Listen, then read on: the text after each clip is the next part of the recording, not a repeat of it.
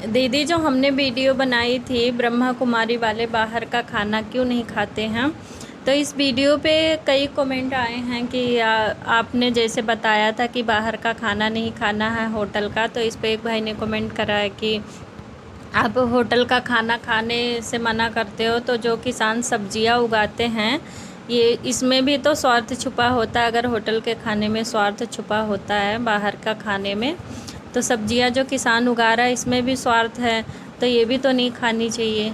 फिर आप इसके बारे में क्या कहोगे? ओम शांति। तो देखो, यहाँ भाई का जो क्वेश्चन है वो ये है कि रेस्टोरेंट में जो ये रेस्टोरेंट में जो भोजन किया जा रहा है वो स्वार्थ से बनाया गया है, और स्वार्थ वो पैसा कमाने के उद्देश्य से ही उस कार्य को कर रहे हैं। तो ये बात राइट है, लेकिन साथ साथ ही एक और क्वेश्चन बना कि किसान जो सब्जियां वगैरह उगा रहा है तो उसमें भी तो उसका स्वार्थ है। बात राइट है, लेकिन इसमें दो बातें आती हैं। या वहाँ जो भोजन बनाया जा रहा है, होटल में जो भोजन बनाया जा रहा है, तो ये जो भोजन को हमने कहा कि भाई स्वार्थ से बनाया जा रहा है, पैसा कमाने के स्वार्थ से बनाया जा रहा है, तो उसमें क्या है कि जो मनुष्य भोजन को बना रहा है तो उसके अंदर एक पैसा कमाना, जीविका कमाने के चलाने के लिए जो वो पैसा कमाने की भावना है वो तो है ही है, लेकिन साथ साथ में व्यक्ति की मनोदशा क्या है। हो सकता है किसी के घर में कोई प्रॉब्लम चल रही हो सकता है किसी का स्वास्थ्य ठीक ना हो सकता है किसी के मन में कोई अशुद्ध विचार चल रहे हों। तो जो भिन्न भिन्न तरह के विचार मनुष्य के मन में उस समय चल रहे हैं जब वो व्यक्ति भोजन बना रहा है, तो वो सारा वाइब्रेशन जो हाथों के जरिए जो भोजन में जा रहा है तो वो सारा ही भोजन के अंदर चला जाता है। तो इस तरह से जाने अनजाने कई तरह की समस्याएं मनुष्य के अंदर वो भोजन खाने से ही अंदर में चली जाती हैं, क्योंकि जिस मनोवृत्ति से भोजन बनाया गया है ना, तो उसका प्रभाव उस खाने वाले के जीवन पर पड़ता है।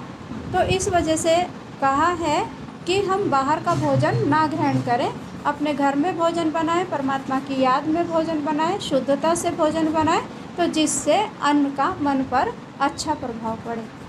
अन्यथा हम ना चाहते हुए भी कोई परेशानियों के शिकार हो सकते हैं। दीदी, एक प्रश्न और है कि भाई ने पूछा है कि जो खेतों में किसान जो कीटनाशक दवाइयाँ डालते हैं ये भी तो हमारा पाप कर्म जुड़ जाता है, तो आप इसके बारे में क्या कहोगे?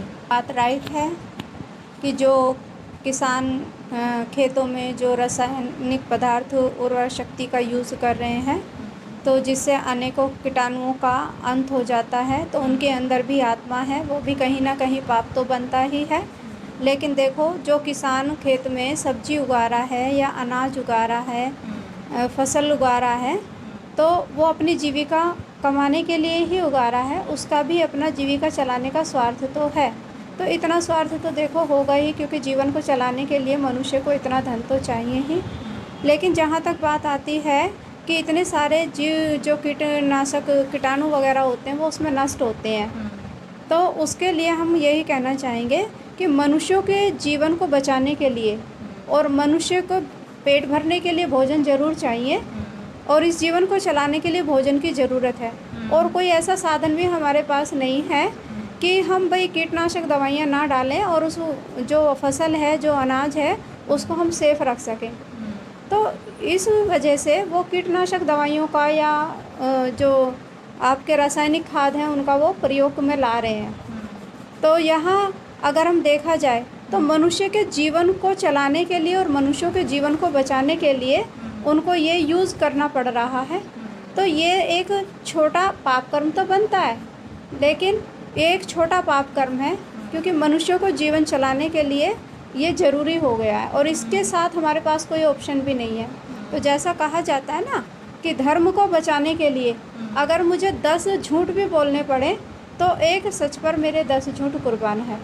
तो यहाँ भी एक धर्म की ही बात आ जाती है कि मनुष्य जो परमात्मा की श्रेष्ठ रचना है, मनुष्यों को जीवन को बचाने के लिए अगर वो कर रहे हैं तो छोटा मोटा पाप तो बनता है, लेकिन ये फिर उसके लिए फिर मनुष्य के पास और कोई दूसरा ऑप्शन भी नहीं है जो वो ऐसा ना कर सके। दीदी, एक कमेंट और था कि इंडियन आर्मी जो होते हैं अगर वो भी इस ज्ञान को फॉलो करें और इस संस्था से जुड़ें तो इनका फिर कैसे चलेगा, कैसे गुजारा होगा?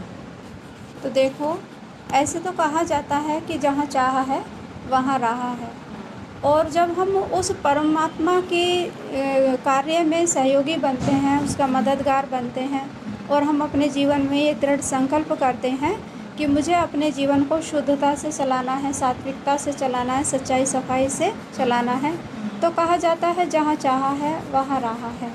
और परमात्मा वो सर्वोच्च शक्ति है कि जब हम ये संकल्प करते हैं तो कहीं ना कहीं से कैसे ना कैसे वो साधन जुटा देते हैं।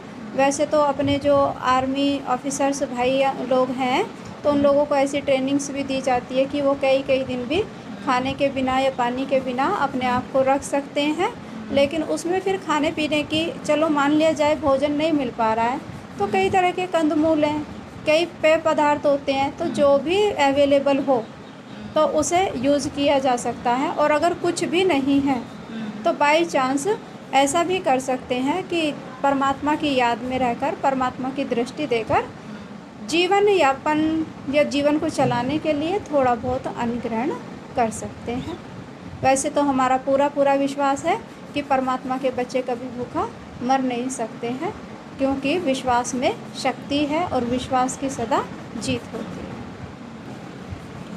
दीदी, एक कमेंट और था कि ब्रह्मा कुमारी सेंटर पे जो दान लिया जाता है, ये किस कर्म का है? पाप कर्म का है कि पुण्य कर्म का है? तो आप इसके बारे में क्या कहना चाहोगे? देखिए, किसी ने धन किस विधि से कमाया है, ऐसे तो हम बाबा के घर में बैठे हैं तो हमें हर एक का पता नहीं चलता है।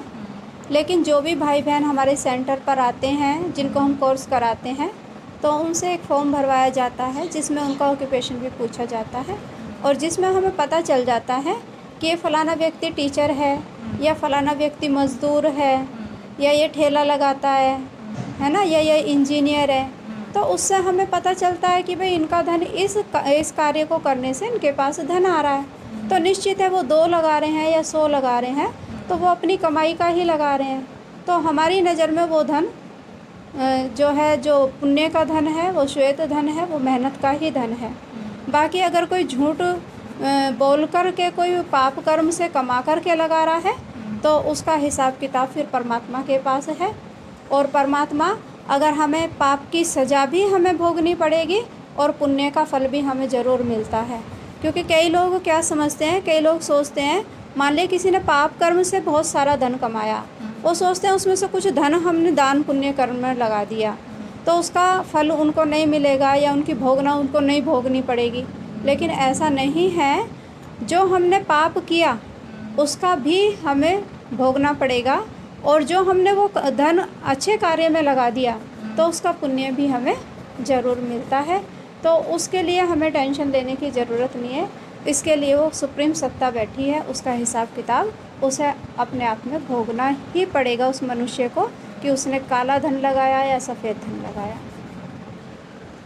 दीदी, आपका बहुत बहुत शुक्रिया, धन्यवाद। आपने इतनी अच्छी जानकारी दी। और अगर आपको हमारी जानकारी अच्छी लगती है, हमारी वीडियो अच्छी लगती है, तो आप हमारे चैनल को सब्सक्राइब करें और लाइक करें, और कमेंट में आप पूछ सकते हैं।